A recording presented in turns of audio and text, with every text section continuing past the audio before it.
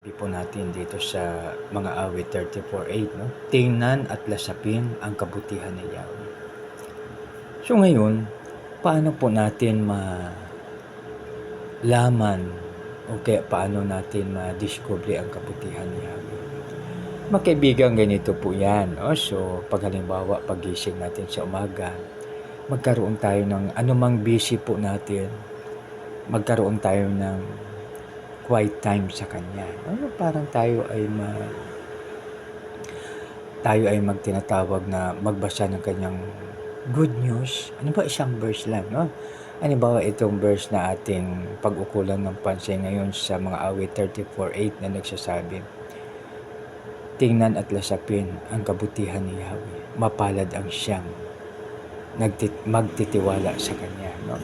So, dito mga kaibigan, unahin muna natin yung paragraph A, no? Hindi, yung line A. Tingnan at lasapin ang kabutihan ni Yahweh.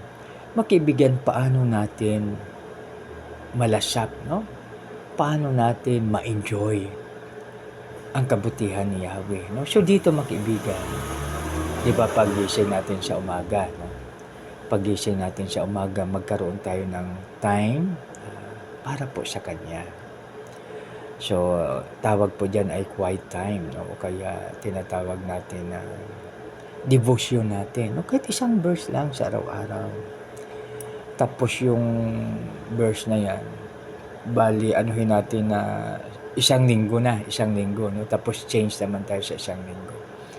Kasi pag halimbawa sa isang verse, ngayon ay Lunes, mayroon pahayag sa iyo, tapos another time sa Martes, Miyerkules, Huwebes, Biyernes, Sabado, Linggo, no?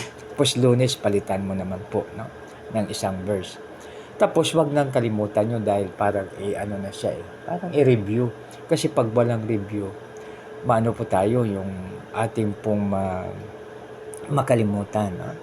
So ngayon sa ating paggising sa umaga, siyempre sa paggising natin sa umaga, ang una natin ang God first, no? So ibig sabihin ang unang tungkulin nating dapat gampanan ay para sa ating Creator, no?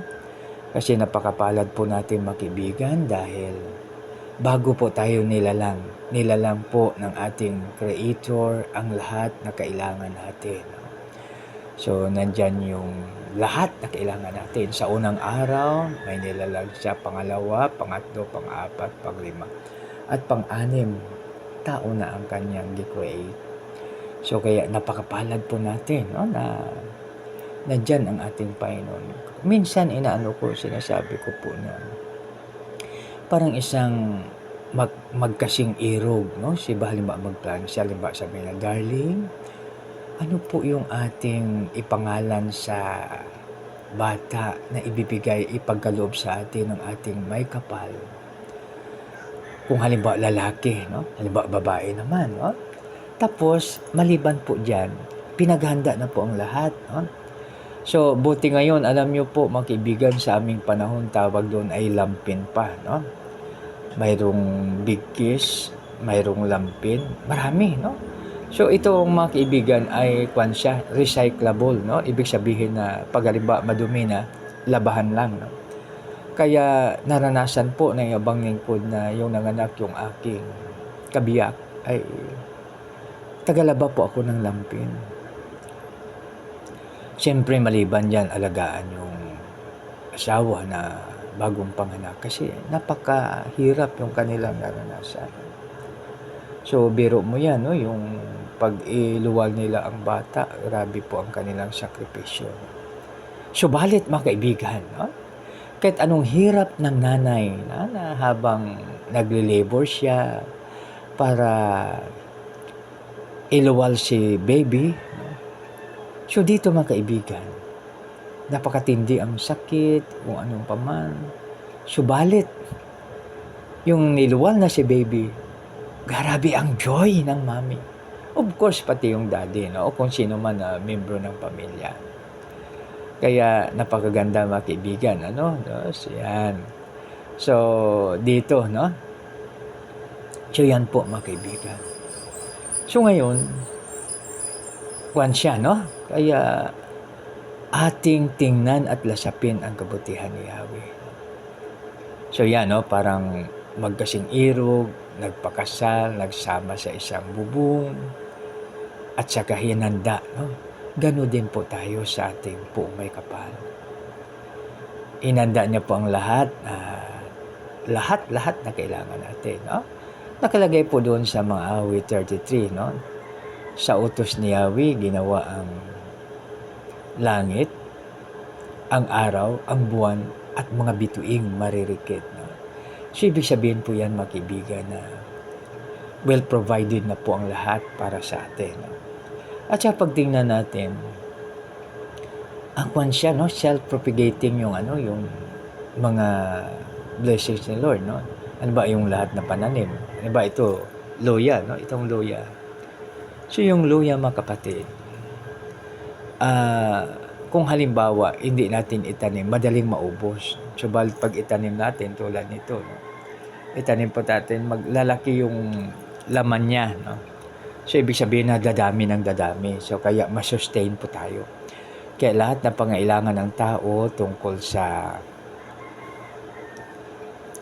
loya ay masustain. Ibig sabihin matugunan po, mga kaibigan. So, napakabuti at napakadakilang ating Panginoon. Tapos minsan, no, yung parang, ano ba, niyog. Minsan nagtataka tayo kung saan ang galing yung tubig ng niyog, yung buko Diyos po doon, no, di ba? Yan ang nature, no? At walang ibang nag-design yan kundi ang ating God Almighty. So kaya yan, mga kaibigan, no, sa mga pananim, nagproproduce sila, ang niyog, no? Halimbawa, niyog, maanod siya sa tubig. Tapos kung saan mapadpad, doon tutubo, no? Tapos napakataas niya. So balit hindi siya maano dahil makapal yung kanyang balat, no? So tingnan naman natin yung kalabasa. Yung kalabasa naman, talagang kinoculture natin yan, tinatanim, no? Pero pagpabayaan po natin na mabubulok yung hinog na bunga ng kalabasa, talagang tutubo lang po yan, mag-produce. So balit para matanim natin sa gusto natin kung saan siya lalago at doon sa pabungahin, of course, mga kaibigan, tayo ang nagtanim, sa balit palang ibang makapagpabunga yan, magpaparami, kundi ang ating Panginoon lamang, no? So, di ba, napakaganda. So, yan, no? So, ano ba, kamatis, ganun din, no? Yan, self-propagating din siya. Ibig sabihin, nagpo-produce ng sarili. Pero tinatanim natin sa at lahat-lahat na mga gamit natin o kaya mga linalagay natin sa ating kusina, bawang, sibuyas, no? O kung ano pa man. Kaya napakaganda. Tapos ito, balikan natin itong loya, mga kaibigan. Itong loya ay